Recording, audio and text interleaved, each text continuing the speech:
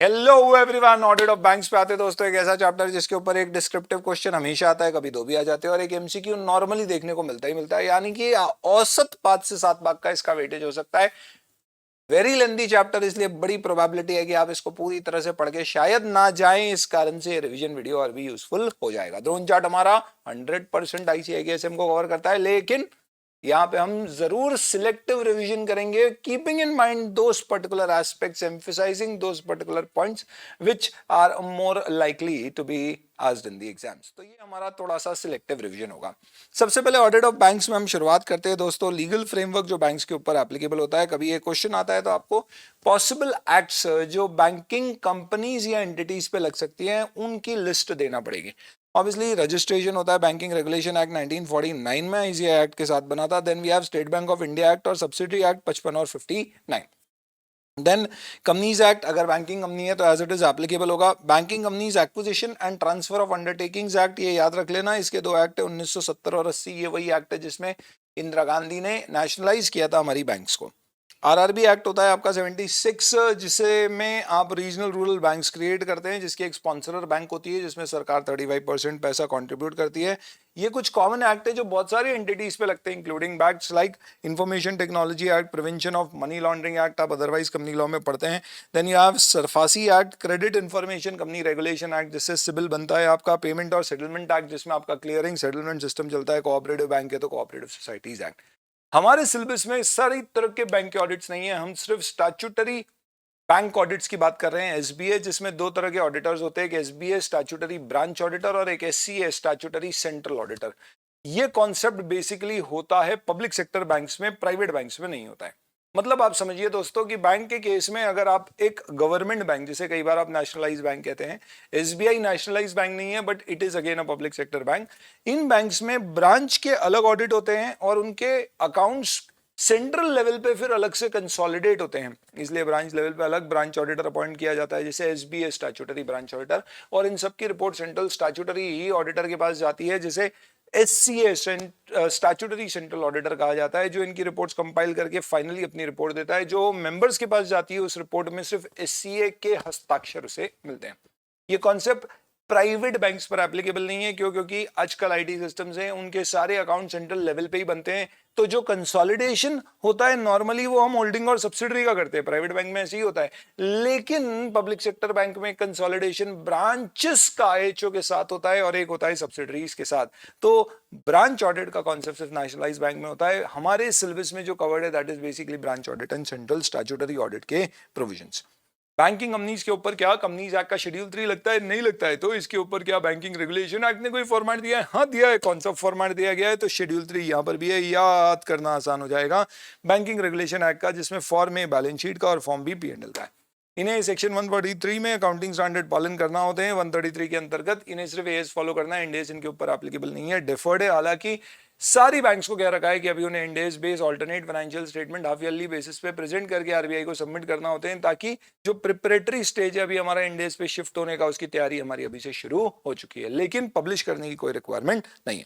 Nationalise public sector bank के case में we have discussed SFS और सीएफएस बनते हैं, पर एसएफएस में भी कंसोलिडेशन ब्रांच लेवल पे होता है। प्राइवेट बैंक में ऐसा कुछ भी करने की जरूरत नहीं है। अगर आप लिस्टेड बैंक हो तो आपको सेबी और एलओडीआर के प्रोविजन एडिशनली फॉलो करना पड़ेंगे। ऑडिट कौन करेगा? सेक्शन 30 में कहा गया है कि क्वालिफाइड पर्सन को ऑडिटर अपॉइंट करना अनिवार्य है। हर बैंक का ऑडिट फाइनेंशियल स्टेटमेंट का होना अनिवार्य है।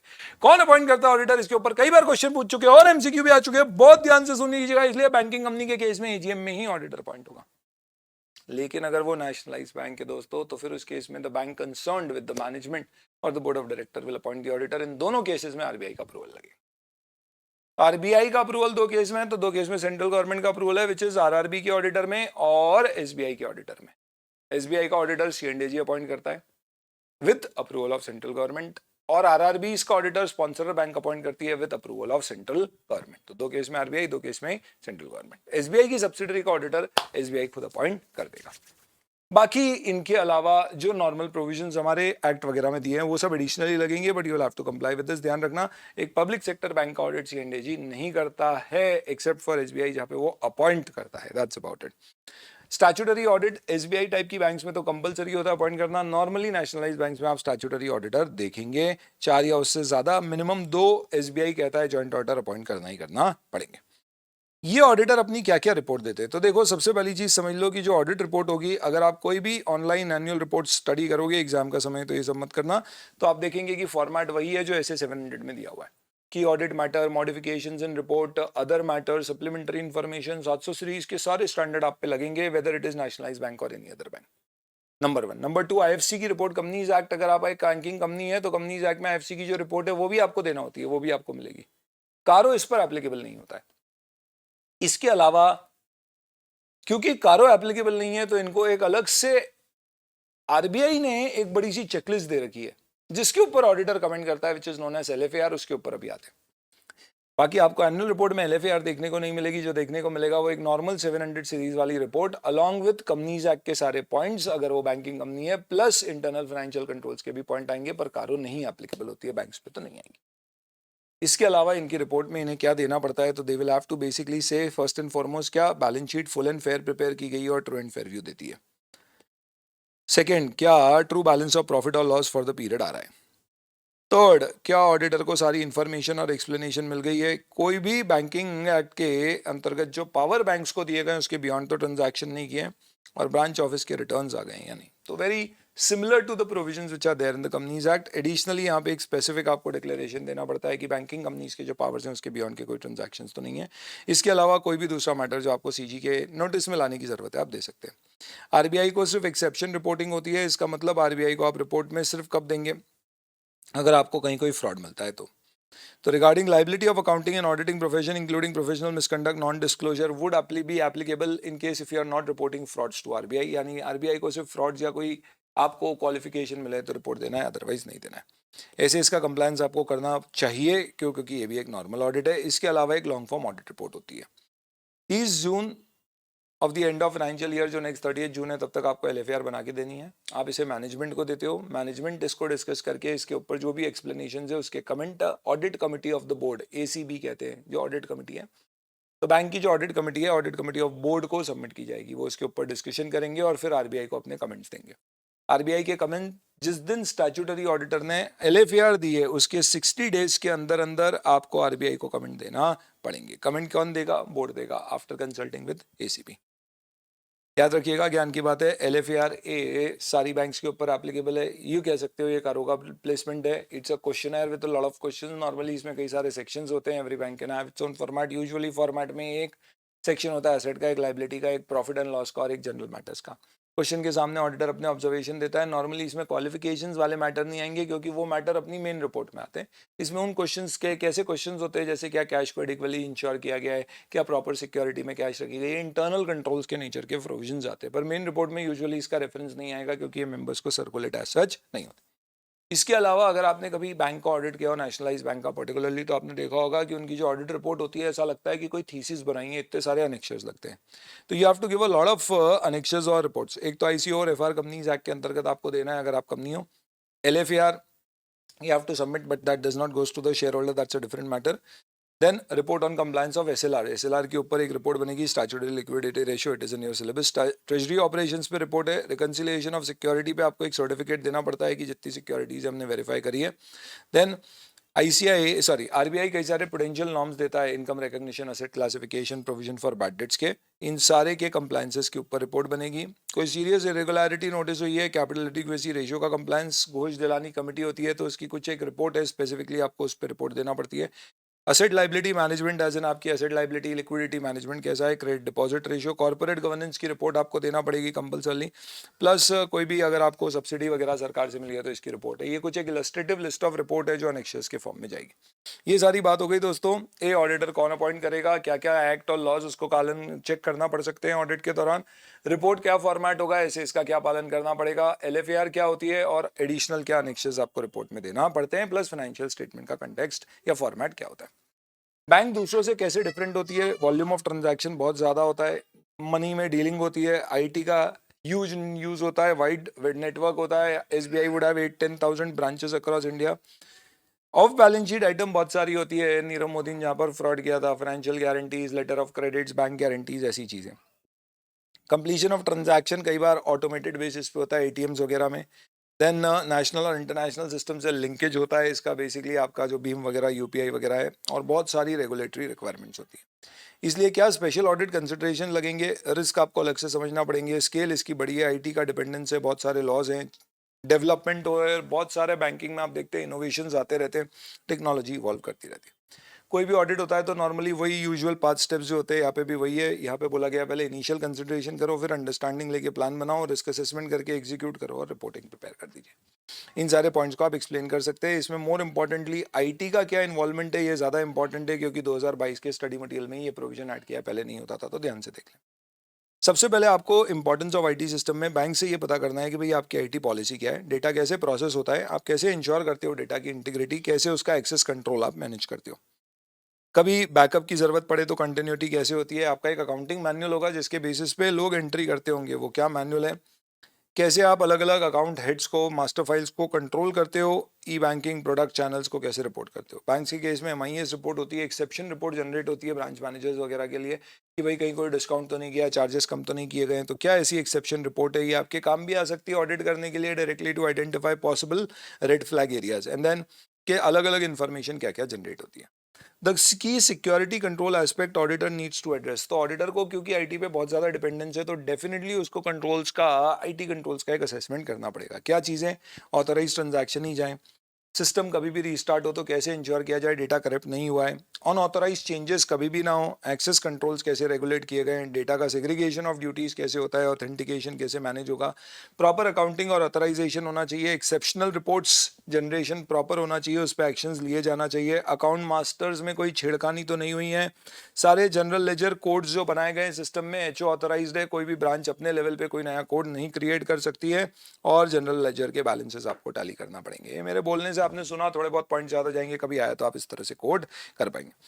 इसके बाद में आप देखें तो इंटरनल ऑडिट एंड इंस्पेक्शन होता है, तो एवरी पर्टिकुलर ब्रांच और bank would have a central internal audit and investigation department, जो बेसिकली क्या करेगा, इंश्योर करेगा कि सारी ब्रांचेस पे ऑनगोइंग बेसिस पे कॉन्करेंट ऑडिट, रेवेन्यू ऑडिट, ऐसे अदर ऑडिट्स कंडक्ट करते जाए। इसका बेसिक उद्देश्य होता है रिस्क बेस्ड इंटरनल ऑडिट करने का, कहाँ रिस्क ज़्यादा है वहाँ पे ये फोकस ज़्यादा करके ऑडिट करेंगे। So they are responsible for identifying branches for revenue audit, concurrent auditor उनका स्कोप डिसाइड करना, मीटिंग करना, ट्रेनिंग करना, उनसे क्या एक्सपेक्टेशन है काम की वो बताना। इसका प्राइमरी फंक्शन है कि इस तरह के internal audit smoothly efficiently functional काम करें। रिस्क बेस्ड इंटरनल ऑडिट का बेसिक ऑब्जेक्टिव क्या होता है, रिस्क असेस करो, उसके बेसिस पे काम करो। आजकल सारे ऑडिट्स ही इसी तरह से किए जाते हैं। रिस्क असेसमेंट प्रोसेस में क्या इन्वॉल्व होगा, बहुत सी बात है। सबसे पहले हम आइडेंटिफिकेशन करेंगे इनहेरेंट बिजनेस रिस्क का, फिर कंट्रोल रिस्क का, फिर we will make an assessment of various risk area और उसको असेस करेंगे at individual account levels, and accordingly एक रिस्क मैट्रिक्स बनाएंगे किसमें कहाँ ज़्यादा रिस्क है और अकॉर्डिंगली काम करेंगे। जस्ट टू क्विकली इलस्ट्रेट, अभी ऑब्जेक्टिव रिवीजन कराना है ना कि इसको समझाना है, but just to basically give you an context ताकि आप इसको दिमाग में रख सको। बैंक्स में क्या होता है, let's say for example a bank would have 1000 branches. अपन आगे कॉन्करेंट ऑडिट में पढ़ेंगे, उनकी रिक्वायरमेंट होती है कि उनको कॉन्करेंट ऑडिट में 50% ऑफ एडवांस और डिपॉजिट कवर हो, इतनी ब्रांचेस कवर करना है। तो हो सकता है आपकी 1000 ब्रांच में से आपकी टॉप 50 ब्रांच में ही आपके 50% ऑफ एडवांस और डिपॉजिट्स कवर हो जाते हो, तो सिर्फ उतने का कॉन्करेंट ऑडिट कराएंगे तो बहुत सारी ब्रांचेस आप छोड़ रहे हो, ऐसा नहीं चलेगा। तो आपको आइडेंटिफाई करना चाहिए किसका कॉन्करेंट ऑडिट कराएं। तो you should keep something in mind, not just advance और साइज, ऑल्सो थिंग्स लाइक कहां पर इन्वेस्टमेंट्स हो रहे हैं, रूरल ब्रांच कौन सी है, अर्बन ब्रांच कौन सी है, नई ब्रांचेस भी इंक्लूड की जाए। तो ऐसे कई सारे रिस्क फैक्टर के बेसिस पे आप एक मैट्रिक्स बनाओगे कि यार ये हमारी ब्रांचेस हैं, risk factor based on size, let's say based on the nature of advances, let's say whether it is rural priority sector or else whether it is a new branch or an established branch। इनके basis पे आप क्या करोगे, एक risk factor देके identify करोगे कि यार ये मोस्ट रिस्की ब्रांचेस है, इन पे ज्यादा हमें क्या करना चाहिए, इंटरनल ऑडिट रखना चाहिए। तो ये बेसिक फंक्शन है इंटरनल ऑडिट और इंस्पेक्शन डिपार्टमेंट का। आरबीआई कहता है कि हर ब्रांच में कॉन्करेंट ऑडिट का सिस्टम बनाना जरूरी है। आप सीए से भी करवा सकते हो, पर सीए की पेड़ पे लात मारना है तो मार दो, आप इंटरनल डिपार्टमेंट अपने एम्प्लॉय से भी करवा सकते हैं। इसीलिए आप देखोगे तो बैंक में इंटरनल कंट्रोल सिलेक्टेड एरिया में बहुत दासू होते हैं, कई सारे कंट्रोल्स उनको डेवलप कराना पड़ते हैं। This is a very theoretical discussion, I would rather suggest कि आप खुद देख लीजिए इसको। जहाँ जहाँ अमेंडमेंट्स हुए हैं उन पे मैं ज़्यादा फोकस कर देता हूँ, एग्जाम पॉइंट ऑफ व्यू से उसका पॉसिबली ज़्यादा इंपॉर्टेंस हो सकता है। कैश, जो अमेंडमेंट्स हुए हैं वो बेसिकली ब्लू में मैंने लिखे हैं यहाँ पे, तो बस आप उस पर फोकस कर लीजिए। कैश में नॉर्मली क्या होता है, जॉइंट कस्टडी में कैश रखी जाती है ताकि कोई भी एक व्यक्ति उसको एक्सेस ना कर सके, 2 लोगों की मिनिमम एक्सेस है। तो आपने 2 लोगों का इन्वॉल्वमेंट कर दिया तो फ्रॉड करना मुश्किल हो गया। डेली बेसिस पे टेस्ट चेक होती है, इनफैक्ट डेली ट्रायल बैलेंस आपका क्लोज होता है और कैश आपकी काउंट करके क्रॉस चेक करी जाती है। तो every day you have to do a closure. कोई भी जो कैशियर है वो मेकर नहीं होगा, कैश काउंट करने वाला कभी भी एंट्री नहीं करेगा, he will not pass any entry in the ledger. सारे वाउचर्स बनते हैं कैश डिपॉजिट और विड्रॉल के, उससे क्रॉस चेक किया जाता है, receive payment scrolls total compare किए जाते हैं डेली बेसिस पे। टेलर सिस्टम अगर आपके यहाँ पर है, जो होता है जाओ और आपने एक स्लिप भरी, फिर वो आपको टोकन देगा, फिर आप जाके भरोगे, तो इसका आपको ऑडिट करना पड़ेगा। High value cash receipts and payment should be verified by a higher officer and excess cash balance should be remitted to currency chest according to branch daily retention limit। क्या होता है दोस्तों, कैश इज आइडल एसेट, घर पड़ी हुई cash कोई पैसा नहीं कमाती है, इसलिए बैंक में, क्योंकि वो अदरवाइज पैसे से ही पैसा बना रही है, इसलिए अच्छा नहीं होगा कि ब्रांच पे बहुत बड़ी कैश हो। तो इसके लिए कहा गया है कि हर ब्रांच पे कैश का लेवल होता है कि इससे ऊपर कैश नहीं होना चाहिए। अब अगर हुई तो क्या करेंगे, तो इसके लिए हर पर्टिकुलर स्टेट या टाउन या डिस्ट्रिक्ट लेवल पे हर बैंक अपनी एक करेंसी चेस्ट रखती है और बोलती है कि भैया आपके यहाँ पे कैश इन हैंड 5 लाख के ऊपर हो गई, आपकी ब्रांच की, हर ब्रांच की अलग अलग है, तो आप चेस्ट में भेज दो। चेस्ट में जो पैसा आएगा उससे उनको मालूम पड़ेगा इतना पैसा आ गया है, तो वो उसको फिर प्लान करके मनी मार्केट या अलग अलग जगह इन्वेस्ट कर देंगे। तो ये एक फीचर होता है। प्लस अब ऐसा भी है कि हाई कैश ट्रांजैक्शन कोई भी हुआ है तो उसमें हायर ऑफिसर की परमिशन लगेगी, अप्रूवल लगेगा, तब जाके आप ट्रांजैक्शन करेंगे। Then clearings, check truncation system and electronic image of check is transmitted to the praying branch to clearing house along with relevant information। तब क्या होता है, आपने एक चेक लिखा है तो वो क्लियरिंग सेटलमेंट के लिए जाएगा, सेटलमेंट सिस्टम उसका एक स्कैन कॉपी देगा और अपलोड करेगा। जो आपकी ब्रांच है जिससे चेक इशू हुआ है वो चेक करेंगे कि आपके खाते में क्या बैलेंस है, साइन वाइन सब प्रॉपर है और ओके कर देंगे और चेक क्लियर। अब आपका एक पॉजिटिव पे सिस्टम भी है, 5 लाख से ऊपर का कोई भी चेक इशू हुआ है तो फिर कस्टमर को ऑनलाइन या ब्रांच को इंटीमेशन वर्बली या रिटर्न में देना पड़ेगी, जिसमें बताना पड़ता है कि भैया हमने ये चेक इशू किया है, इसका ये नंबर है, ये पार्टी है, ये डेट है, ये अमाउंट है, ये पर्पस है। और फिर ये नहीं दिया तो वो चेक बाउंस हो जाएगा। तो ये एक नया सिस्टम है जो इंट्रोड्यूस किया गया है, ये आपके ध्यान में होना चाहिए। ऑडिटर्स टू चेक सिग्नेचर वगैरह प्रॉपर है, इस तरह का एक नॉर्मल ऑडिट जो होता है वो हमें करना पड़ेगा। इसके अलावा लोन्स एंड एडवांसेस, अदरवाइज ये बड़ा इंपॉर्टेंट रहा है हमेशा के लिए, इसमें ये वाला पॉइंट ऐड किया गया, but otherwise internal control loans and advances के आप ध्यान से समझिए, क्योंकि बैंक का सबसे बड़ा धंधा जो है वो लोन दे के पैसे बनाने का ही होता है। तो एडवांसेस सिर्फ तभी दो जब आप बोरोवर की क्रेडिटवर्दिता से सेटिस्फाइड है। बहुत सारा डॉक्यूमेंटेशन लेना होता है, कई बार तो लोग बोलते हैं डॉक्यूमेंट देने से अच्छा लोन ही नहीं लेते।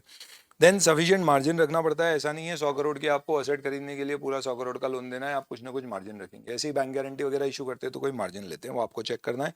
देन सारी सिक्योरिटी भी received and return to responsible officer, इसका मतलब जो भी गिरवी रखी गई है उसका आपके पास प्रॉपर प्रूफ आ जाना चाहिए।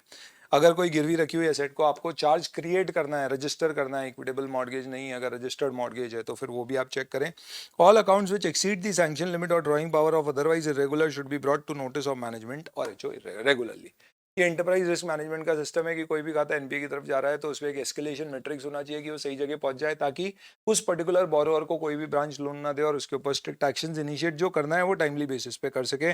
Operation in each advance should be at least reviewed annually. तो कई बार आप 5 साल 10 साल के लिए लोन देते हो तो आप हर साल फाइनेंशियल स्टेटमेंट बना के उसको रिव्यू करते हो। ये इंटरनल कंट्रोल्स है with respect to loans and advances. एक क्रेडिट कार्ड ऑपरेशन में कोई अमेंडमेंट नहीं है, पर इसके ऊपर भी कई बार आप देखेंगे डिमांड ड्राफ्ट और क्रेडिट कार्ड ऑपरेशंस के ऊपर भी क्या आते हैं, इंटरनल कंट्रोल्स क्या होते हैं, इसके ऊपर क्वेश्चंस आते हैं। तो ये सिमिलर आपके बेसिक फंडामेंटल्स है। क्रेडिट कार्ड में क्या देखोगे, क्रेडिट वर्दिनेस है तो इशू किया है, कंपनी की पॉलिसी है उसको इशू करना चाहिए, क्रेडिट कार्ड्स के ऊपर फिजिकल कंट्रोल होना चाहिए, लिमिट मेंटेन होना चाहिए, डिफाइंड होना चाहिए, देखना चाहिए कि लिमिट के ऊपर ओवरड्रॉन तो नहीं है, रिकवरी प्रॉपर आ रही है या नहीं आ रही है, खाता ये भी एनपीए क्लासिफाई होगा। तो इस तरह से आपको ये चीजें ध्यान रखना पड़ेगी। ये जो अभी अपन ने मुद्दे डिस्कस किए ये इंट्रोडक्टरी मैटर है बैंक के with respect to financial statement, audit, internal controls and other matter.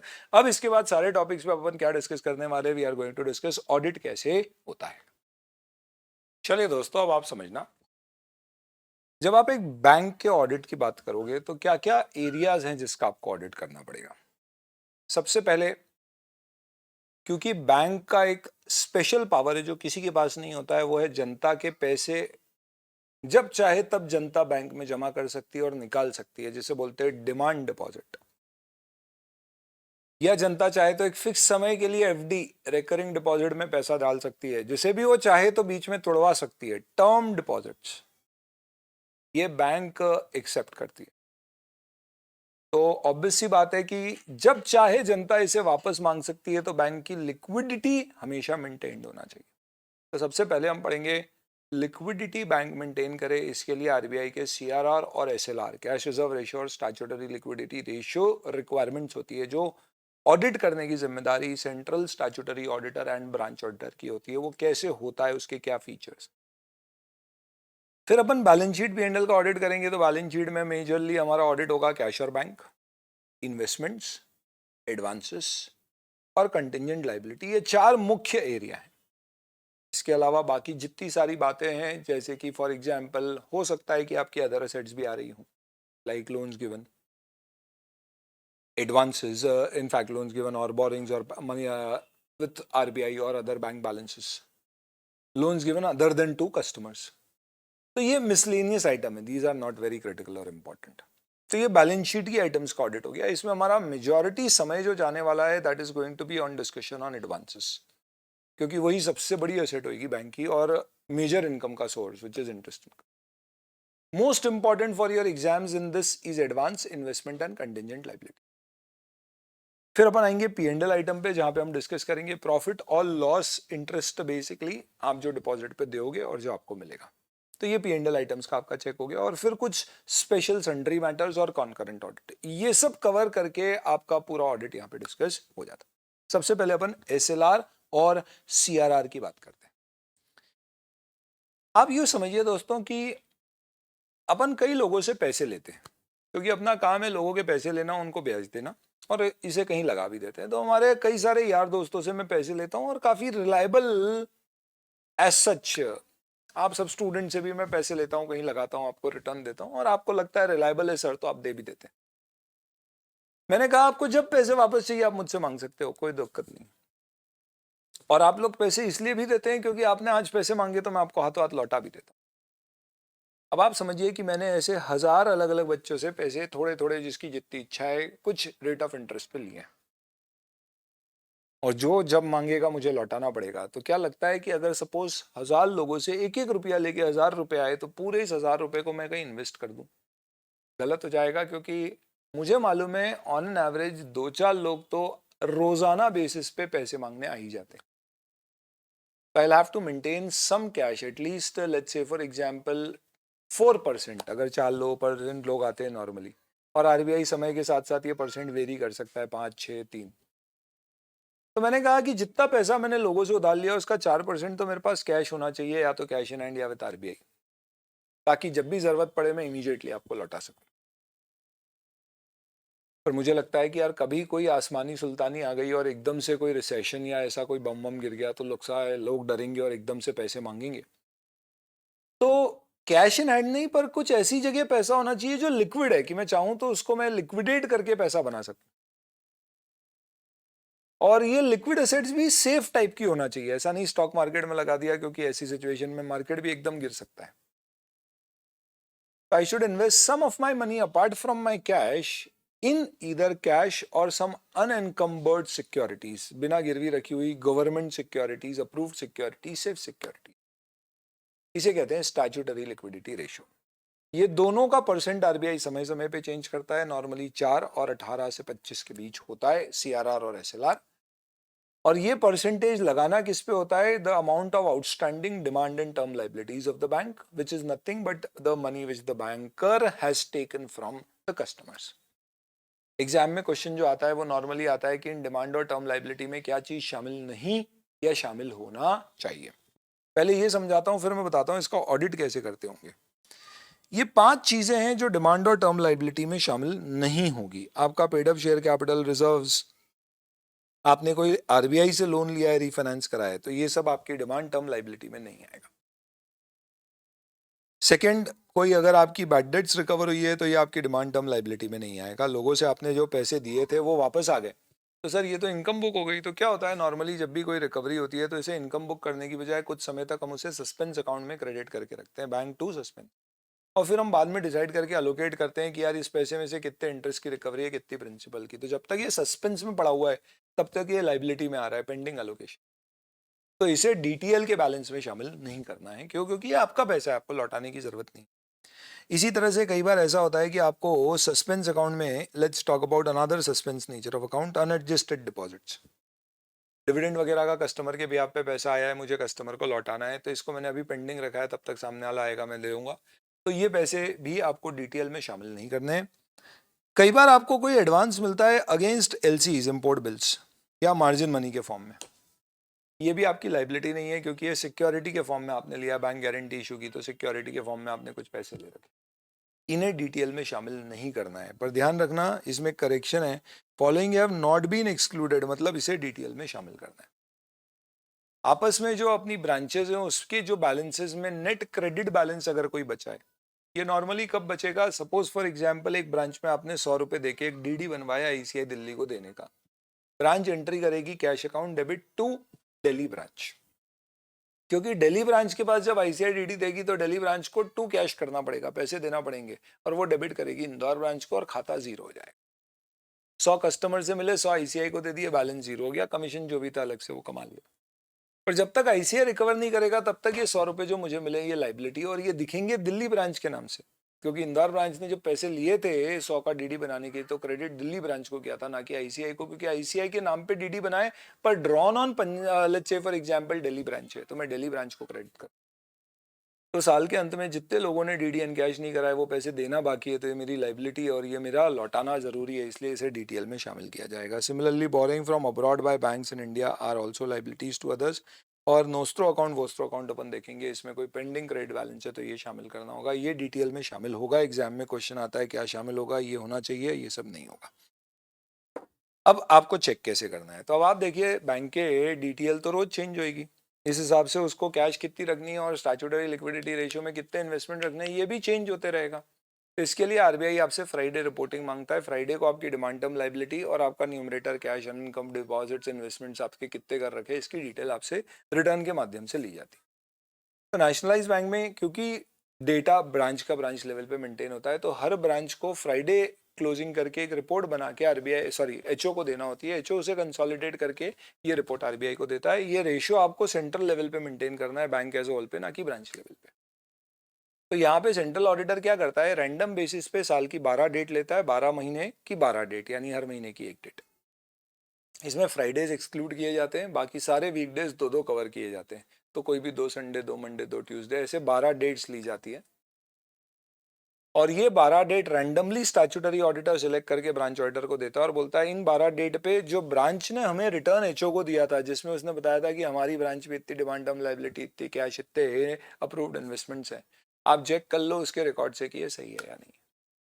Normally ये सब बुक से निकल के आएगा तो कोई खास चेकिंग होती नहीं है, but you will have to do this particular checking and then report. This is the basic way of checking SLR और सीआरआर रिक्वायरमेंट्स। ये आपका पॉइंट है, चेकिंग ऑफ एसएलआर और सीआरआर।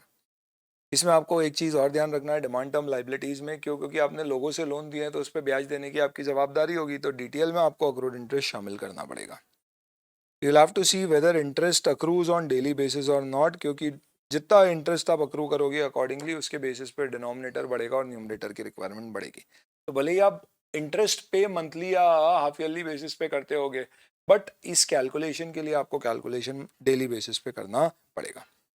और एसएलआर रिक्वायरमेंट में auditor should specify the number of unaudited branch. जो central auditor है उसने कितने ब्रांच ऑडिटर से ये एसएलआर की रिक्वायरमेंट चेक की है। तो सारी ब्रांच का स्टैट्यूटरी ऑडिट नहीं होता है बैंक्स में, कुछ लिमिट्स आरबीआई की उसी का होता है, तो आपको सेंट्रल ऑडिटर को रिपोर्ट में बताना पड़ता है कि एसएलआर हमने इसी तरह की ब्रांचेस का कवर किया है। Then this is one area of SLR CRR. उसके बाद अपन आते हैं बैलेंस शीट आइटम्स पे, जिसमें असेट और लाइबिलिटीज पाएंगे। सबसे पहले असेट लाइबिलिटी में we have cash, bank balance RBI के पास, और money at call and short notice. Bank के पास आइडल कैश होती है तो वो उसे 2-3 दिन के लिए भी कहीं इन्वेस्ट कर देती है। सिमिलरली कभी उसके पास कैश कम होती है लिक्विडिटी के लिए तो 2-3 दिन के लिए भी बोरो कर लेती है, तो उधर लाइबिलिटी बढ़ेगी और यहाँ पे कैश बढ़ेगी। ये कैश इन हैंड नहीं होती है, मनी एट कॉल नोटिस होता है। तो आपने लोन ले लिया है, पैसा नहीं आया है, आपको जरूरत पड़ी तो आप सामने वाली बैंक को फोन करके जिससे लोन लिया बोल सकते हो यार कैश भिजवा दो, अदरवाइज बुक्स में एंट्री हो जाती है। तो ये आपको चेक करना पड़ेगा, बहुत ही रूटीन से प्रोसीजर्स है, तो आई वुड सजेस्ट कि आप इसको एक बार खुद गो थ्रू कर लीजिए। बेसिकली इसका कॉन्सेप्ट क्या है, money at call and short notice मैंने बता दिया। अप्रोच बेसिकली आपकी क्या है, you have to do verification of 2 basic matters, assertions, existence और कंप्लीटनेस। सारी कैश आ गई है और एग्जिस्ट करती है नहीं, ये चेक करना है। तो cash would be appearing in balance sheet of almost all branches. However, no bank account requiring reporting except in branches with treasury operations. Normally bank का बैंक अकाउंट नहीं होगा, कैश इन हैंड ही होगी। SBI के यहाँ bank account क्या होगा, तो वो ट्रेजरी ऑपरेशंस में मैनेज होते हैं उनके bank account. Money at call notice, short notice treasury department में हैंडल होती है। तो एक्सेस कैश कोई भी ब्रांच खुद नहीं इन्वेस्ट करती है, वो उसे करेंसी चेस में भेज देती है। और नॉर्मली फिर हमारी कोई ट्रेजरी ब्रांच होती है जो हमारे क्या करती है, access cash at different districts and levels को मैनेज करती है। तो ट्रेजरी ब्रांच पे ही आपको वो ऑपरेशंस मनी एट कॉल और शॉर्ट नोटिस के चेक करने को मिलते हैं। प्रॉपर इंटरनल कंट्रोल है या नहीं है ये देख लीजिए, balance with other bank reconcile कर लीजिए इंक्लूडिंग विद आरबीआई, और प्रॉपर इंटरनल कंट्रोल है या नहीं है, बीआरएस वगैरह बन रहा है, अगर आप और किसी को कैश दे रहे हो वो चेक कर लो। कैश में क्या करोगे, फिजिकल वेरिफिकेशन इंक्लूडिंग जो आपकी कैश कहाँ पे रखी हुई है, एटीएम्स वगैरह पे रखी गई है, और इसको रजिस्टरों से भी मैच करना चाहिए। आरबीआई के साथ अगर आप बैलेंस मेंटेन करते हैं, हर ब्रांच नहीं करेगी क्योंकि एचओ लेवल पे होगा, तो आप वहाँ पे वो चेक कर लीजिए, बैंक से कंफर्मेशन ले लीजिए और देख लीजिए अनरिकंसाइल्ड बैलेंसेस कोई भी हैं क्या।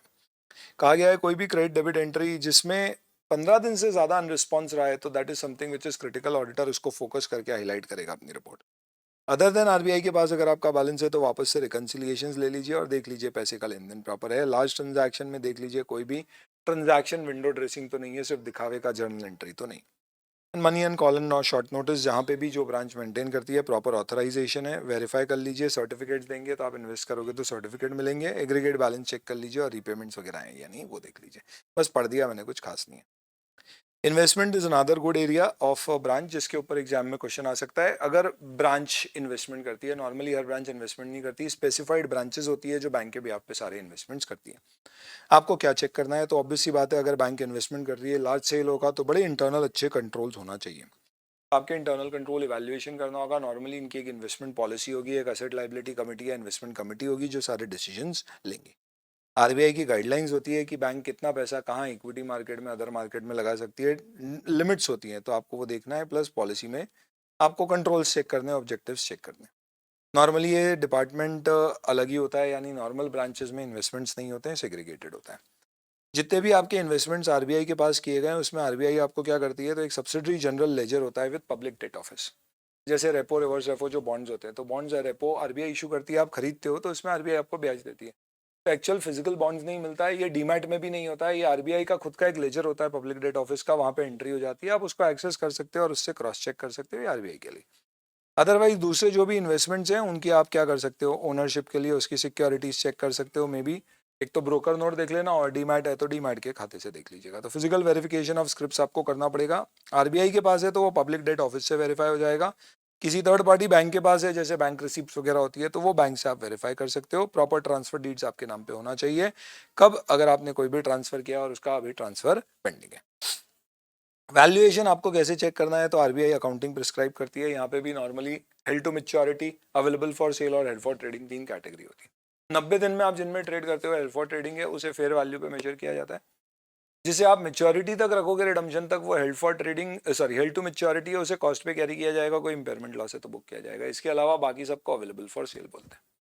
यहाँ पे ऐसा होता है कि अवेलेबल फॉर सेल और हेल्ड फॉर ट्रेडिंग कैटेगरी जो होती है उसे फेयर वैल्यू पे मेजर करते हैं। अगर कोई लॉस है तो पीआरएल में बुक कर देते हैं, पर गेन होता है तो फिर उसे रिजर्व में ट्रांसफर करते हैं। तो प्रॉपर क्लासिफिकेशन है, आपको आरबीआई की गाइडलाइंस का कंप्लायंस करना है, और इन एएस अगर कोई लग रहा है तो वो देखना है। इसमें जो इनकम वगैरह आएगी, टीडीएस वगैरह कटेगा, वो आपको चेक करना पड़ेंगे। एक चीज़ आपको ध्यान रखना है कि अगर बैंक पीएमएस सर्विसेज देती है, यानी क्लाइंट का पैसा लेके उसे इन्वेस्ट करती है, इसके ऊपर एग्जाम में क्वेश्चन भी आ चुका है, तो वो इन्वेस्टमेंट बैंक के इन्वेस्टमेंट से अलग होना चाहिए, उसके अलग इंटरनल कंट्रोल्स और उसके रिकॉर्ड्स अलग होना चाहिए।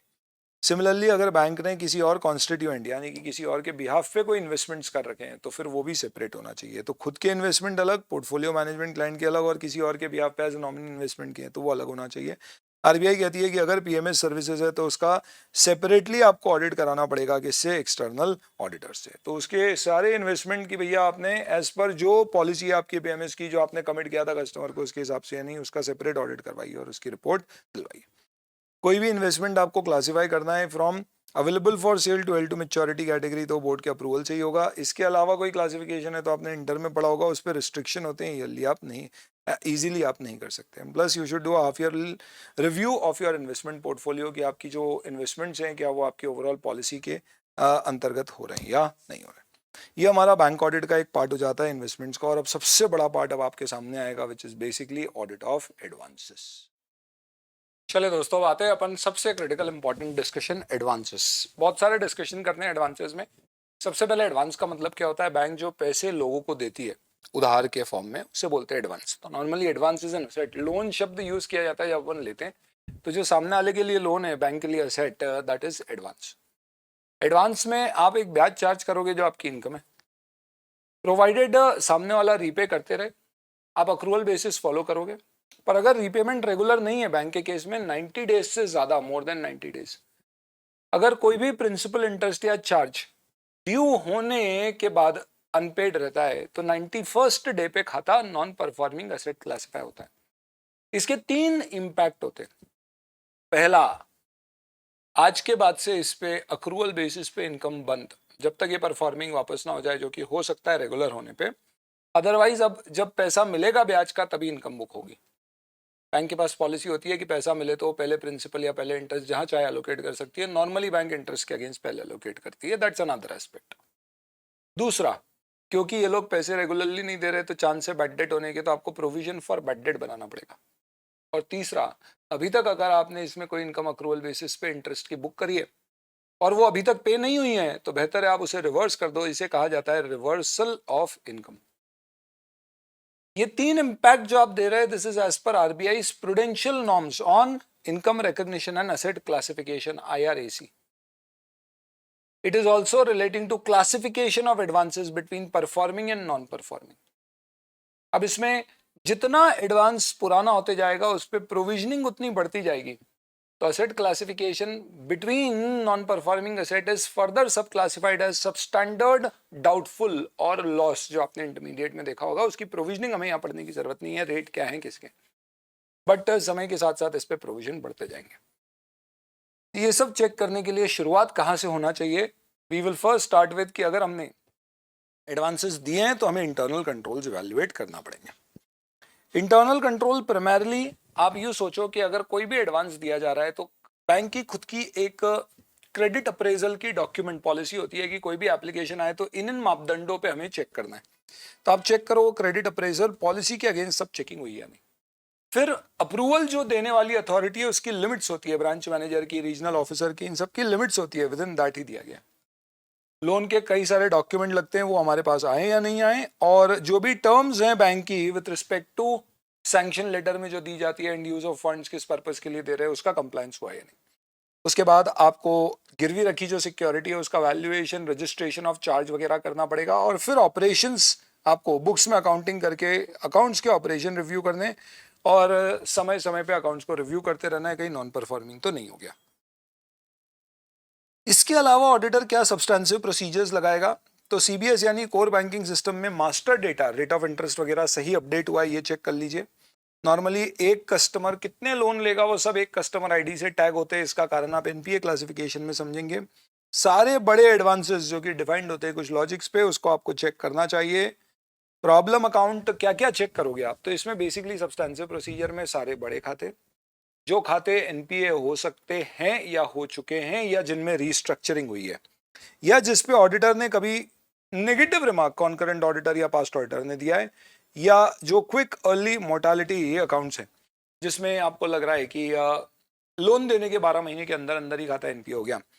इन सबको आपको खास तौर पे ध्यान देके चेक करना है। Substantive audit procedure would have extra emphasis on these areas. Then recoverability कैसे चेक करोगे? तो इसके लिए हम जिसने पैसा बोरो किया है उससे रेगुलर बेसिस पे स्टॉक स्टेटमेंट, डेटर स्टेटमेंट मंगा सकते हैं। वर्किंग कैपिटल है तो पीरियोडिक स्टेटमेंट, एनुअल स्टेटमेंट मंगाएंगे अगर लोन 1 साल से ज्यादा का है तो। इसके अलावा हो सकता है वहां पे हमारे इंस्पेक्टर्स जाते हो बोरोवर के यहाँ पे और इंस्पेक्शन करते हो तो उसकी रिपोर्ट देख सकते हैं। और आरबीआई कहता है कि any borrower enjoying working capital limits of 10 lakhs और more is advised to get the financial statement audit and submit the audit report. We should as an auditor check that. LIC के against कभी भी loan मिला है तो ध्यान रखना surrender value से ज्यादा नहीं हो, पॉलिसी इन्फोर्स होना चाहिए, रिन्यूअल रेगुलर लो होना चाहिए प्रीमियम का, और उसके अगेंस्ट एंडोर्समेंट होना चाहिए in the favour of the bank, तभी आप वो लोन दे सकते हैं। सबसे बड़ा डिस्कशन है एडवांसेस के अंतर्गत नॉन परफॉर्मिंग एसेट का। काफी कुछ आप लोग जानते होंगे, कुछ एक्स्ट्रा बातें जो सुनने की है यहाँ पे दी गई हैं। सबसे पहले खाते को एनपीए क्लब क्लासिफाई किया जाता है। तो देखो बैंक का कोर बैंकिंग सिस्टम में डेवलप्ड होता है कि एनपीए कब क्लासिफाई करेंगे। रूल होता है more than 90 days over due तो एनपीए, या out of order for more than 90 days. Out of order थोड़ा समझा देता हूं इसका मतलब क्या होता है। अगर आपने कोई कैश क्रेडिट लिमिट ली है जिसमें ऐसा नहीं है कि एक बार 1 करोड़ का लोन ले लिया भोले वाले पे कर रहे हैं, जैसे एजुकेशन लोन या फिर व्हीकल लोन या फिर पर्सनल लोन में होगा। सीसी में होता है कि 1 करोड़ का लोन लिया, आपने माल खरीदा, बेचा, पैसे आए जमा कर दिए, फिर निकाला, फिर पैसे आए जमा कर दिए, तो ये करंट अकाउंट जैसे चलता है। इसमें कभी भी विड्रॉल बंद नहीं होते। इसलिए इसमें ऐसा नहीं है कि एक साथ आ गया और रीपे करना है, नहीं किया तो 90 दिन बाद खाता ओवरड्यू। यहाँ तो आज पे होगा कल निकलेगा, आज पे होगा कल निकलेगा, ऐसा चलेगा। तो इसके लिए यहाँ पे कॉन्सेप्ट थोड़ा अलग होता है। इसे आउट ऑफ ऑर्डर मानने पर एनपीए क्लासिफिकेशन अट्रैक्ट हो सकता है। कब आउट ऑफ ऑर्डर होगा? दो केस में। नंबर 1, जब इसमें कोई ब्याज जो डेबिट हुआ है खाते में आपके, आपने पे नहीं किया। मतलब कैसे मानेंगे पे नहीं किया? जितना ब्याज खाते में लगा है उतना पैसा आपने जमा नहीं किया ब्याज लगने के बाद 90 दिनों तक, तो 91st डे पे खाता एनपीए। आउट ऑफ ऑर्डर होने का पहला कारण ब्याज लगा और पे नहीं किया। दूसरा कारण आपका अकाउंट कांस्टेंट 90 डेज तक ड्राइंग पावर के ऊपर रह गया। सीसी लिमिट जब आप लेते हो तो आप बताते हो कि भैया मेरे पास 1 करोड़ का स्टॉक रखा है, तो मार्जिन मनी काट के 20% लेट से 80 लाख की लिमिट सैंक्शन करवा लो। पर स्टॉक जरूरी नहीं है साल भर 1 करोड़ रहे, समझो 6 महीने बाद 50 लाख हो गया तो आपको बैंक को बताना पड़ेगा। तो बैंक क्या करेगी? फिर आपकी लिमिट कम करके 40 लाख कर देगी। पर मेरा पहले से ही खाता ड्रॉन है लेट से 70 लाख का, अब लिमिट एकदम से आधी हो गई है तो मुझे रीपे करना पड़ेगा। आपको इसे विद इन 40 लाख लाना होगा, नहीं लाए तो माना जाएगा your account is already overdrawn above the drawing power and if this continues for more than 90 days your account will be NP. तो कब ओवरड्रॉन माना जाएगा, सॉरी आउट ऑफ ऑर्डर माना जाएगा आपका खाता? जब नंबर 1 ब्याज जो लगा है वो पे नहीं हुआ है, या फिर ड्रॉइंग पावर से ज्यादा आउटस्टैंडिंग बैलेंस है। एनपीए कब होगा? When it remains out of order for consecutive, लगातार मोर देन 90 डेज। ये सीसी लिमिट और ओवरड्राफ्ट के केस में एप्लीकेबल होगा। ड्राइंग पावर का कैलकुलेशन यूजुअली स्टॉक स्टेटमेंट और डेटर स्टेटमेंट के बेसिस पे होता है।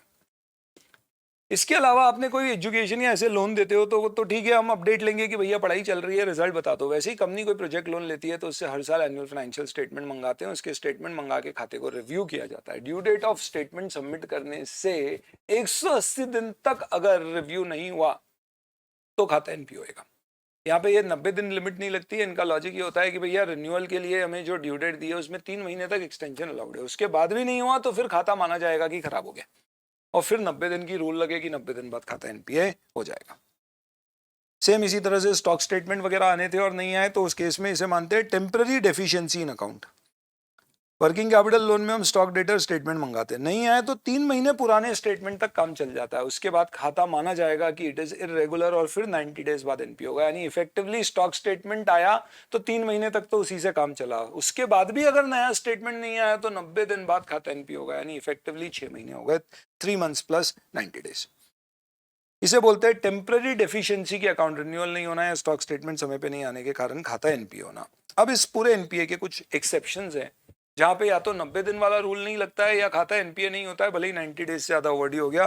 पहला, सेंट्रल गवर्नमेंट गारंटीड एडवांस। ध्यान रखना, स्टेट गवर्नमेंट की गारंटी में कोई स्पेशल रूल नहीं है, नॉर्मल एनपीए।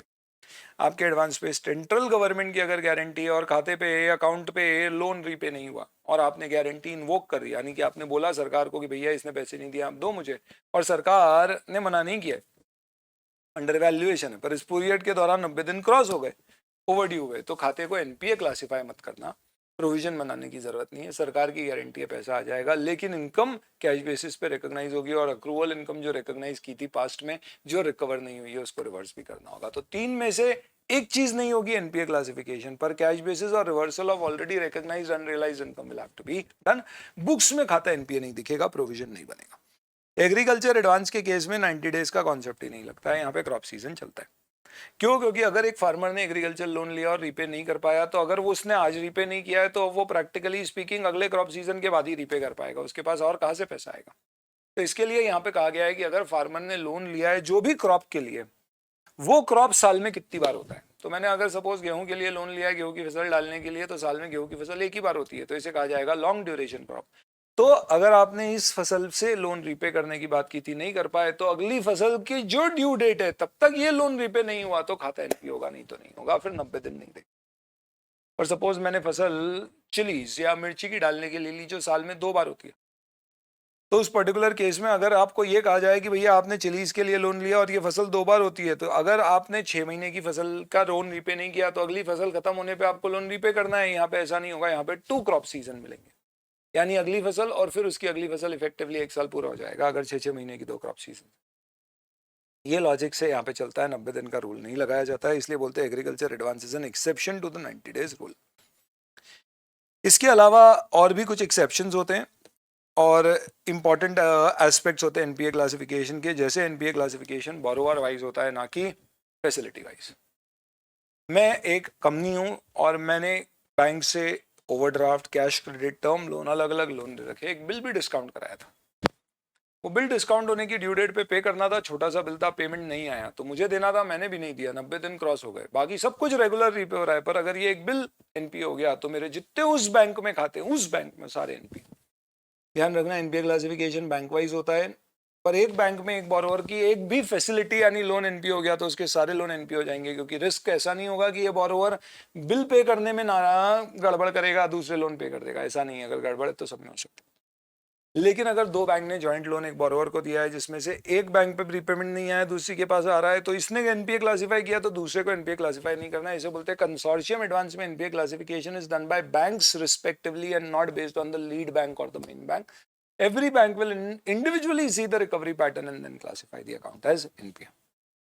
कई बार ऐसा होता है कि खाता एनपीए होने के बचाने के लिए क्या करते हैं, बैलेंस शीट डेट के पास दूसरा नया कोई लोन देके पुराने लोन को रीपे कर देते, तो एक लोन में ड्यू डेट 90 दिन से ऊपर होने वाली थी तो बैंक ने एक नया ऑडी सैंक्शन करके पुराने में रीपेमेंट करा दिया, नया ऑडी अभी मार्च में सैंक्शन हुआ है तो उसमें 90 दिन का कंसेप्ट ही नहीं आया। आरबीआई कहता है ऑडिटर को देखना है अगर near the balance sheet date कोई खाते रेगुलराइज हुए और जेन्युइन सोर्स ऑफ फंड नहीं है, बैंक से ही कोई फाइनेंस लेके रीपे किया है, तो आप उसे एनपीए क्लासिफाई कर दो, भले ही वो टेक्निकली एनपीए नहीं है क्योंकि पैसा आ गया, पर एक्चुअल में वो सिर्फ दिखावे का पैसा है, सब्सटेंस ओवर फॉर्म। कोई भी खाता अगर रिस्ट्रक्चरिंग में जाता है after start of commercial production, restructuring दो तरह की होती है, एक रीशेड्यूलिंग जिसमें हम क्या करते हैं, हम जो पैसे पहले से देने थे अभी भी उतने ही दे रहे हैं, ब्याज भी उतना ही दे रहे हैं, इट्स जस्ट दैट कि हमारी किस्त थोड़ी बढ़वा रहे हैं, छोटी कर रहे हैं, इंडिविजुअल अमाउंट और समय बढ़ा रहे हैं ताकि हम आसानी से पे कर सके, इसमें रीशेड्यूलिंग, ये नहीं रीस्ट्रक्चरिंग। मतलब मैंने बोला भैया मैं तो इतने पैसे नहीं दे पाऊंगा, थोड़ा डिस्काउंट दो या तो ब्याज में या प्रिंसिपल में कम करो, बैंक मान गई, रिस्ट्रक्चर कर दिया, ऐसे केस में आपका खाता एनपीए होगा ही होगा, भले ही वो पहले स्टैंडर्ड था, रेगुलर था, पर रिस्ट्रक्चर हुआ तो एनपीए होगा अगर कमर्शियल प्रोडक्शन शुरू होने के बाद कोई भी खाते को रिस्ट्रक्चर किया। इसलिए रिस्ट्रक्चरिंग करके आप खाते को बचा नहीं पाओगे एनपीए होने से, इसमें तो एनपीए होना तय है। चलिए, तो और अगर वो ऑलरेडी एनपीए है तो वो एनपीए कंटिन्यू करेगा। ये कुछ चीजें जो आपको ध्यान में रखनी है, एक बार खाता रेगुलराइज हो जाए, सारे रीपेमेंट आ जाए तो फिर आप उसे अपग्रेड करके पीए कर सकते हो। ध्यान रखना रिस्ट्रक्चर्ड अकाउंट साल भर तक पीए नहीं होगा, रिस्ट्रक्चरिंग इस साल हुई है तो उसको परफॉर्मिंग एसेट इस ईयर एंड पे नहीं कर पाओगे, अगले साल ही आप कर पाएंगे। जो असेट आपके एनपीए क्लासिफाई हो जाते हैं उनको बोलते हैं नॉन परफॉर्मिंग असेट, जिसकी अलग अलग कैटेगरीज होती है, बाकी सबको कहते हैं standard asset. Provision standard asset पे भी बनता है एक रेट से जो कि प्रिस्क्राइब्ड है 0.40, पर कुछ केस में 0.251 भी होता है, बाकी सब में आपको स्टैंडर्ड असेट्स पे नॉर्मली 0.40 ऑन ब्लैंकेट बेसिस बनाना होगा। इन सब के अलावा अगर आपके पास कोई एनपीए रखा है और आप बेचना चाहते हो तो अरुण जेटली साहब ने एक नई स्कीम इंट्रोड्यूस करी थी, उसमें कहा था कि an NPA can be sold by a bank provided conditions are satisfied. Number 1, आपकी बुक्स में 2 साल से कम रखा हुआ है, आप इसे कैश बेसिस पे बेचोगे, आप जो बेचोगे उसको विदाउट रिकॉर्ड्स बेचोगे, यानी आपके सर पे कोई बड डेट वगैरह का रिस्क नहीं रहना चाहिए, गया अब उससे आपको कोई लेना देना नहीं है, बेचे हुए को आप वापस कभी भी खरीद नहीं सकते। अगर ये कंडीशन सेटिस्फाई करते हैं तो आप अपना एनपीए किसी दूसरी बैंक को बेच सकते हो। कोई दूसरी बैंक क्यों खरीदेगी सस्ते में? मेरे पास सपोज फॉर एग्जांपल किसी से 100 रुपए लेने थे, दे ही नहीं रहा है, मैंने मेरे दोस्त को बोला यार तू रिकवर कर ले, उसकी वसूली बहुत मजबूत है, मैंने उसको बोला तू ले ले, तू मुझे 100 दे दे, उसने बोला भाई मैं ले लूंगा कोई दिक्कत नहीं है, तू मुझे असाइन कर दे पर मैं दूंगा तुझे सिर्फ 50। मैंने बोला चल ठीक है, जो आया वही ठीक, और वो हो सकता है उससे ज्यादा रिकवर कर ले, उसकी कैपेबिलिटीज है, तो इसलिए सेल हो सकती है। अगर कोई एनपीए आपने सेल किया है तो उस केस में जो बुक वैल्यू है उससे ज्यादा पैसा मिला तो प्रॉफिट पीओरएल में नहीं जाएगा, दूसरे एनपीए पे प्रोविजन बनाने के काम आएगा, पर कम में बिका है तो जो लॉस है इमीडिएटली पीओरएल में जाएगा।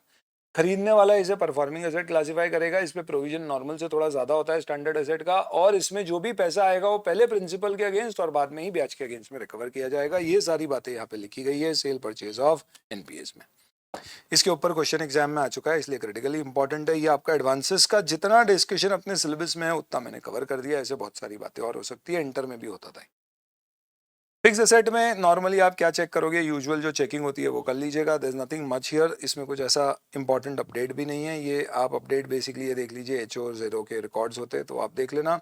अदर एसेट्स के वेरिफिकेशन में इंपॉर्टेंट चीज़ें मैं बता देता हूँ, एक इंटर ऑफिस एडजस्टमेंट है, एक ब्रांच का कोई पैसा आया है दूसरी ब्रांच के बिहाफ पे उसने लिया है तो वो उस ब्रांच को क्रेडिट करेगी, एचओ लेवल पे रिकनसाइल होगा। डीडी का मैंने एग्जांपल लिया था, अनरिकनसाइल्ड बैलेंसेस को ऑडिटर को वेरीफाई करना चाहिए, एचओ से पूछना चाहिए क्यों अनरिकनसाइल्ड है, कोई पुराने बैलेंस आउटस्टैंडिंग नहीं रहना चाहिए, इसे डिटेल में ऐड किया जाता है एसएलआर की रिक्वायरमेंट।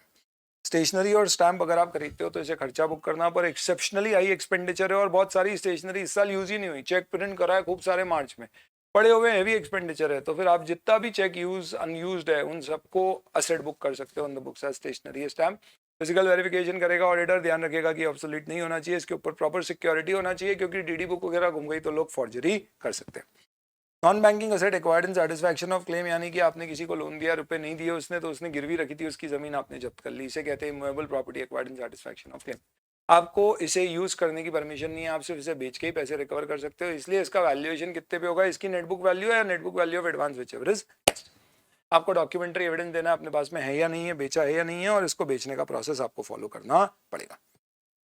अब आते हैं कैपिटल और लिक्विडिटी। कैपिटल में आपको कैपिटल एडिक्वेसी रेशियो चेक करना है। बेसल 3 नॉर्म्स के अंतर्गत कैपिटल एडिक्वेसी रिक्वायरमेंट प्रिस्क्राइब की गई है। इंटरनेशनल नॉर्म्स है, पूरी ये ग्लोब में लगते हैं, जो बेसिकली इंश्योर करना चाहते हैं कि बैंक के यहाँ पे एक प्रॉपर स्ट्रक्चर बने, जिसके अंतर्गत क्या हो, स्ट्रेस एब्जॉर्ब करने की बैंक की फैसिलिटी बढ़ाने के लिए। ये कहते हैं कि देखो, किसी भी धंधे में अगर ओनर खुद बैठता है तो उसमें रिस्क कम है। सिमिलरली कोई भी बैंक में अगर ओनर का पैसा ज्यादा लगेगा तो अपने आप रिस्क कम होएगा, क्योंकि वो अपना पैसा नहीं डुबाना चाहेगा। तो there should be adequate amount of capital against your advances. तो capital risk adequacy ratio is a ratio of capital to your total assets, जिसमें आपके assets like cash, government securities, gold, जिसमें रिस्क नहीं है, उनको जीरो वेट देते थे। Advances जो आपने दिए उसमें रिस्क थोड़ा ज्यादा है तो उन पे वेट 100% दे देंगे। ऐसे सारी एसेट पे रिस्क वेट देके डिनोमिनेटर निकालेंगे, उसका आपको बोलेंगे 9%, कुछ नेशनलाइज बैंक को 8% आपकी कैपिटल होना चाहिए। कैपिटल दो पार्ट में डिवाइड की जाती है, विच इज टीयर 1 और टीयर 2 कैपिटल। टीयर 1 परमानेंट नेचर की, टीयर 2 थोड़ी नॉन परमानेंट, कम परमानेंट नेचर की, जैसे कि अनसिक्योर्ड लोन्स वगैरह 5 साल से ऊपर, वो सब इंटर में पढ़ते थे, यहाँ पे वो सब नहीं। तो आपको इंश्योर करना है कि आपकी हमेशा कैपिटल इतनी मेंटेन रहे, आपके रिस्क वेटेड असेट्स का 8%, 9% जो भी है। इससे क्या फायदा होगा, बेसिकली ओनर का पैसा फंसा हुआ हमेशा रहेगा, तो रेकलेस लेंडिंग नहीं होगी कि किसी को भी पैसा दे दिया क्योंकि डूबेगा तो ओनर को भी नुकसान होगा, ऐसा नहीं है, सिर्फ औरों का नुकसान। तो ये बेसल 3 के नॉर्म्स के अनुसार है। इसका बेसिक उद्देश्य क्या होता है कैपिटल रेशियो प्रिस्क्राइब करने का? ए, आप शॉक एब्जॉर्ब कर सको, बेहतर रिस्क मैनेजमेंट करो, ताकि आप लोन सिर्फ उन्हीं लोगों को या वही लोन दो जिसमें रिस्क वेट कम है, ताकि आपको कैपिटल खुद की कम लाना पड़े और ट्रांसपेरेंसी बढ़ सके। Then there is something called a stress testing framework. Every bank should have a framework where they should do stress, as in stress testing की कभी एकदम से सारे लोग रुपए मांगने आ गए तो मेरे पास क्या लिक्विडिटी और सॉल्वेंसी रहेगी या नहीं, इसे स्ट्रेस टेस्टिंग फ्रेमवर्क कहते हैं। इसको समय समय पे आपको टेस्ट करते रहना चाहिए, इससे आपको पता पड़ेगा कि आपकी बैंक की सॉल्वेंसी लिक्विडिटी मेंटेन रहेगी। कैसे चेक करना है? सिंपल है, ओपनिंग बैलेंस कैपिटल का देख लो, अलग अलग फॉर्मेट देख लो आपके कैपिटल के, और एमओए वगैरह देख लो, उससे कंपेयर कर लो कि भैया कैपिटल रिक्वायर्ड जो है वो है या नहीं है। ये इसका फॉर्मूला है capital risk adequacy ratio. Reserves and surplus में नॉर्मल चेकिंग है, इसलिए डिस्कस नहीं कर रहे। डिपॉजिट में नॉर्मल चेकिंग होती है। बस मैं आपको ये बता दूं, डिपॉजिट का मतलब क्या होता है। बैंक जनता से जो पैसे लेती है डिमांड बेसिस पे या टर्म बेसिस पे, ये डिपॉजिट, उस पर बैंक ब्याज देती है। इसमें आपको सिर्फ ये चेक नहीं करना है कि ब्याज की अकाउंटिंग सही हुई या नहीं है, आपको ये भी चेक करना है कि भैया जिसों के खाते खोले गए उनके क्या केवाईसी लिए गए या नहीं। तो सबसे पहले ऑडिट प्रोसीजर, करंट और सेविंग अकाउंट में क्या करना है, केवाईसी चेक करना। कुछ सैंपल बेसिस पे अकाउंट निकालो, बड़े अकाउंट निकालो, उसमें ब्याज का कैलकुलेशन देखो, उन लोगों से कंफर्मेशन लेके क्रॉस चेक करो कि भैया बैलेंस सही आ रहा है या नहीं आ रहा है। ध्यान रखिएगा कि एक करंट अकाउंट का नेगेटिव बैलेंस और एक का पॉजिटिव नेट ऑफ नहीं होगा, अलग अलग दिखेगा। करंट अकाउंट में अगर ओवरड्रॉन बैलेंस है तो वो एडवांस दिखाया पड़ता है। इन ऑपरेटिव अकाउंट्स आपको वेरीफाई करना है कि उसका क्या करना होगा। फिक्स डिपॉजिट 2 करोड़ से ऊपर के वेरीफाई करना है इन जनरल, अदरवाइज आपको ब्याज और टीडीएस चेक करना है सभी पे। रिकरिंग डिपॉजिट भी आपको वेरीफाई करना पड़ेंगे। फॉरेन करेंसी एनआर अकाउंट्स है, नॉन रिपाट्रिएबल अकाउंट, तो उसमें आपको देखना है पैसा आया है तो फॉरेन करेंसी में आएगा, जमा होएगा, जाएगा तो फॉरेन एक्सचेंज रेट के इंप्लीकेशंस आपको आएंगे। इसी तरह से आपके एनआरई और एनआरओ अकाउंट्स होते हैं, which is non resident accounts which are repatriable and non repatriable, ordinary और एक्सटर्नल।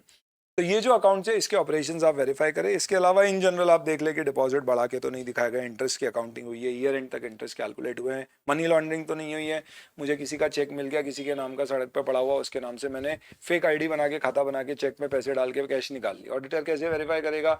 जो अकाउंट इमीडिएटली ओपन होकर क्लोज होते हैं उसको चेक करते हैं। हर बैंक में ऐसा नॉर्म होता है, 6 महीने में अकाउंट खुल के अगर बंद हुआ है तो स्क्रूटनाइज करते हैं कि क्या कारण रहा है। ठीक है, फिर बोरिंग्स आपने दूसरी बैंक से लिए, सिंपल है। अदर लाइबिलिटी में bills payable, inter office adjustment, interest accrued, आप चेक कर लीजिएगा। This is important, inter office वो पहले अपन ने पढ़ा था। And then very very important is contingent liabilities. Bank अपने कस्टमर्स के बिहाफ पे गारंटीज देती है, परफॉर्मेंस ऑफ फाइनेंशियल गारंटी। तो जैसे मुझे गवर्नमेंट ऑफ इंडिया का कॉन्ट्रैक्ट मिला है भारत में सबको सीए पढ़ाने का, तो गवर्नमेंट ऑफ इंडिया ने बोला कि भैया कॉन्ट्रैक्ट दे रहे हैं, इसमें हम आपको पैसे देंगे, आपको फ्री में पढ़ाना है, पर आप बैंक से गारंटी दिलवाओ कि आप सक्षम हो, जो आपने बताया अपने प्रपोजल में आप वो सब कर सकते हो। नहीं तो बैंक आपको 25 लाख की पेनल्टी लगेगी, और ये पेनल्टी आपने नहीं दी तो हम आपकी बैंक से रिकवर करेंगे। तो मैंने बैंक से ऐसी गारंटी ली और उसको दी, बैंक ने कोई पैसे नहीं दिए मुझे, तो बैंक अपनी बुक्स में कोई एंट्री नहीं करेगी, सिर्फ नोट्स टू अकाउंट्स में कंटिजेंट लायबिलिटी शो करेगी बैंक गारंटी से। Acceptances on behalf of constituents, customer के बिहाफ पे उन्होंने लायबिलिटी एक्सेप्ट करी, अगर आई तो ये कंटिजेंट लायबिलिटी है, इसे नॉन फंड बेस्ड लिमिट्स कहते हैं। ये बैंक को शो करना पड़ती है, ऑडिटर को चेक करना है, क्योंकि नीरव मोदी जैसे केस में क्या होता था, इस तरह से लोग क्या करते हैं, बैंक से गारंटी लेके दूसरे लोगों को दिखा दिखा के लोन ले लेते हैं। बैंक की बुक्स में लायबिलिटी आती नहीं है, लोगों को पैसे मिल जाते हैं, लायबिलिटी किसी और के हाथ में चली जाती है, वो आदमी को मैंने पैसे नहीं दिए तो बैंक से रिकवर करेगा, बैंक मना नहीं कर पाएगी, तो इफेक्टिवली आज नहीं तो कल बैंक पे लायबिलिटी आना था, वो मना नहीं कर पाते। तो इसको बहुत ध्यान से चेक करना पड़ता है। तो इसके लिए क्या कहा गया है, तो one, there could be contingent liability, जिसे एक्सेप्टेंसेज एंडोर्समेंट भी कहते हैं। इसमें आप क्या चेक करोगे, तो नॉर्मली आपका एक्सेस, ये नॉन फंड बेस्ड लिमिट है, प्रॉपर इंटरनल कंट्रोल होना चाहिए, इसमें letter of credit, bills, guarantee आएंगी आपकी। चेक करोगे आपने जो फिजिकल डॉक्यूमेंट्स है उस पर कंट्रोल है या नहीं है। फिर आपने इंटरनल कंट्रोल अबाउट आपने किसको दिया है, आपके पास सिक्योरिटी थी। नॉर्मली बैंक ऐसा करेगी ना, गारंटी देगी तो मुझसे कोई सिक्योरिटी रखवाएगी, बोलेगी 25 लाख की एफडी गिरवी रखो तो देंगे। रीजनेबलनेस देखो, ईयर एंड पे देखो, हो क्लोज तो नहीं हो गया है। कंफर्ट लेटर अगर कोई दिए तो चेक करिए कि ऐसा नहीं हो कि कंफर्ट लेटर पे आपने लायबिलिटी ले लियो। कंफर्ट लेटर और गारंटी में एक फर्क होता है। कंफर्ट लेटर में बैंक कहती है हम इसको कई समय से जानते हैं और ये हमारे हिसाब से एक सॉल्वेंट व्यक्ति है, गुड बिजनेस करने वाला है, पर हम कोई गारंटी नहीं ले रहे हैं।